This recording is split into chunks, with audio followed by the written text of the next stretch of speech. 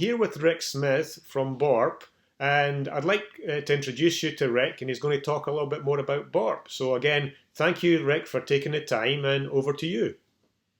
Yeah, my pleasure, Nick. Well, it's nice to be here, and always appreciate opportunities to tell folks about BORP and what we do.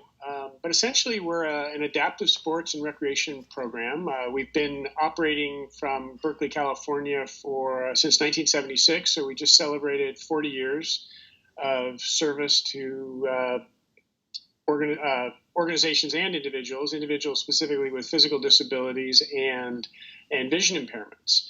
And we have a whole host of adaptive sports and recreation programming that's available year-round, and happy to tell you about some of those programs. Okay. And what's your role specifically at BORP, Rick?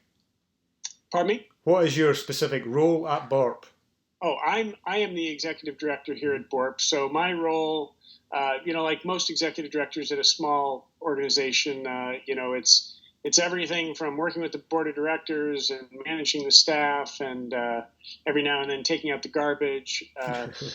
But I spend a lot of time doing things like this, telling people about BORP, but also raising the funds necessary to operate our programs. We have a budget of about $950,000 annually, and so every year we need to come up with those funds to operate the programs. Okay, and briefly, how would you be able to donate to BORP if you're interested in donating to BORP?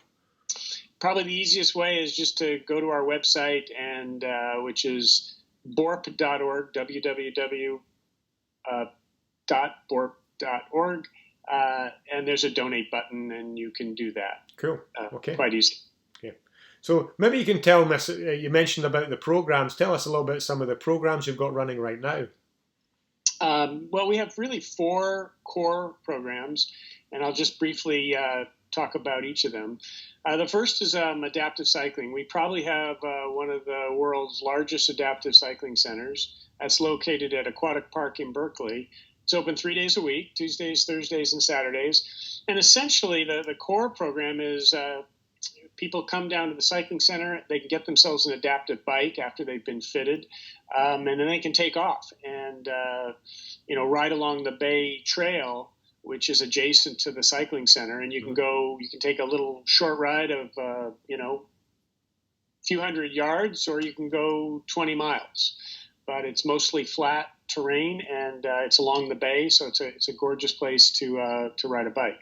Cool. We also do some group rides, and those are organized periodically, and you can sign up for those as well. But the first thing is to come up, get fitted on a bike, and then anytime you want, you can come to the cycling center, get that cycle, and take off.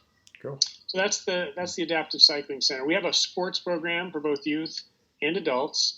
The sports that we offer on a regular basis are wheelchair basketball, goalball, which is played by people with vision impairments, power soccer, and then finally, we have a small sled hockey program that we do at the Oakland Ice Arena. So those sports they feature weekly practices and then any number of tournaments throughout the year where participants get the opportunity to actually compete and play against other teams that have reasonable competition. Mm-hmm. Good. We also have an outings and adventures program, and that's a year-round program where, in effect, we're taking people out, outside.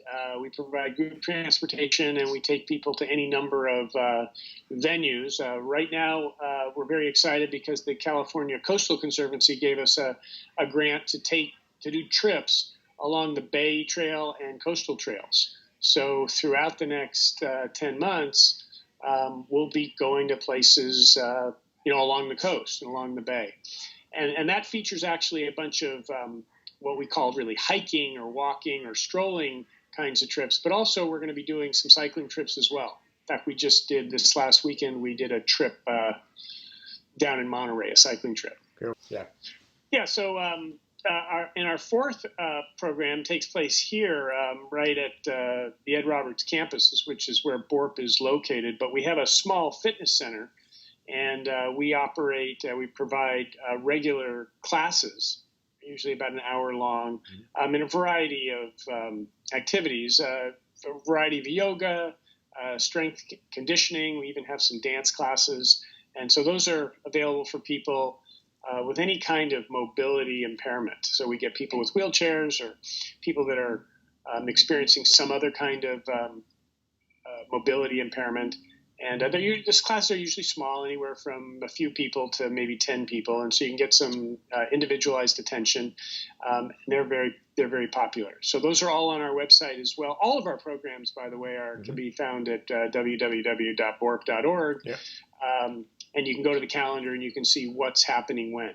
Yeah, I think what I'm excited about is all the programs you mentioned. Are pretty much tailor made for people who have experienced a spinal cord injury. So, how many do you know as a percentage? How many people that you support may have had a spinal cord injury? Yeah, I'm going to say probably it's up around 20%.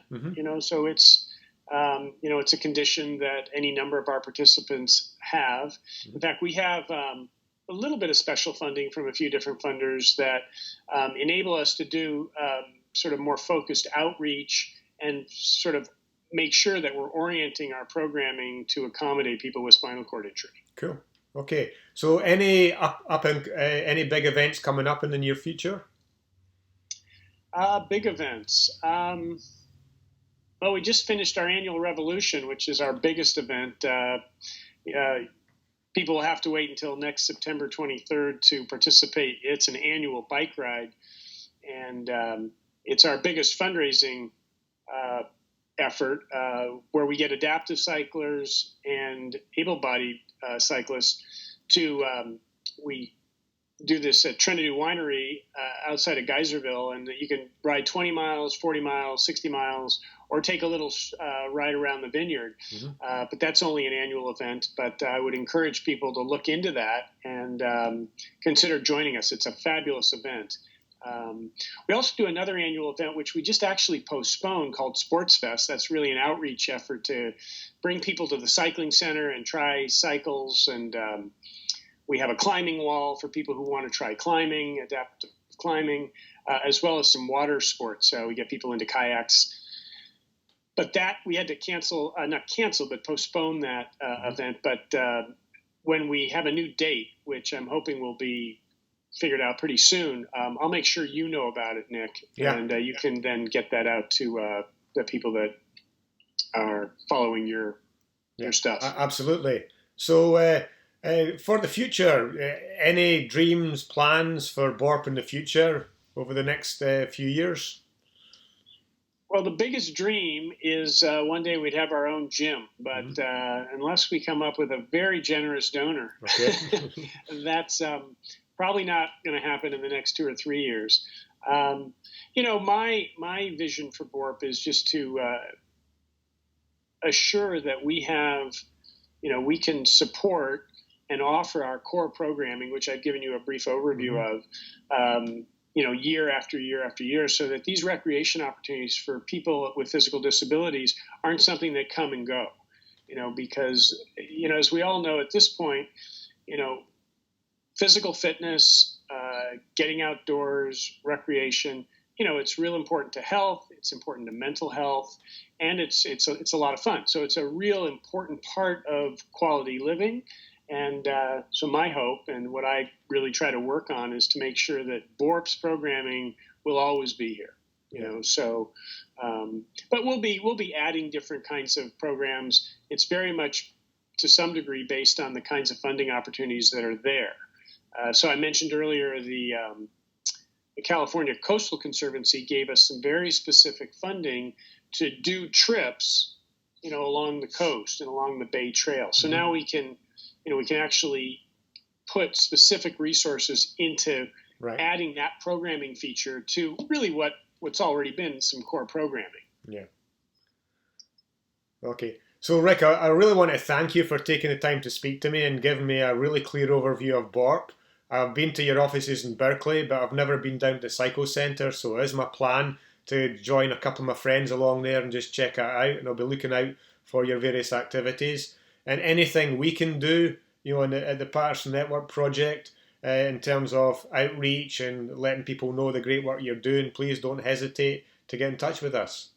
Yeah, well, I absolutely will, and anything you can do to spread the word, in the medical community, that would be excellent.